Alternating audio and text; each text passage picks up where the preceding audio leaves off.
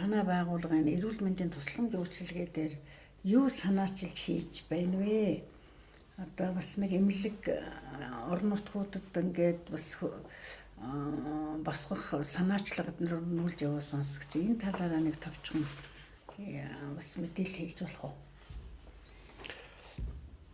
Орон нутгийн эмнэлгүүдийн хуулиндаа бол үндсэн хуулинд ч тэр иргэнийн хуулинд ч тэр эмнэлгийн тусламж үйлчилгээг тэгш хүртээмжтэй, аюулгүй, чанартай гэдэг ингээд аюу гой залтууд нь бүгдээр байдаг байхгүй.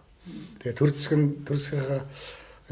бодлогод ч гэсэндээ эрүүл мэндийг онцгой анхааралтай ивэлдэ авнаа гэж заасан байдаг. Тэгээ тэрийг яаж хэрэгжүүлэх вэ гэхлээр тэр хөдөө орон нутгад тэнд амьдарч байгаа хүмүүсийг Улаанбаатар руу явуулаад орон байхгүй болонгууд нь газар нутгийг зарах гэдэг ингээд төвлөрд үүсгэж явах хэрэггүй. Тэнд нь эмнэлгийнх нь өрх төрлийг бариад онцлогоог нь хийдэг. Тэр том хөрөнгөжлөлийг авчих. 100 тэрбум төгрөгөөр эрүүл мэндийн дадлан сангаас эмийн хөнгөлөлтөөр 100 тэрбум төгрөг нэг жилдээ хөнгөлөе гэж бодъё. Тэгэх юм бол тэр мөнгө чинь өрх төрлийг нь бариад 3 давхар том өрх төрлөө бариад дээрэс нь онцлогооныхон дээр CT анги гэдэг аппаратыг нь аваад лабораторид болгоод өгчих тийм хангалттай хэмжээний мөнгө.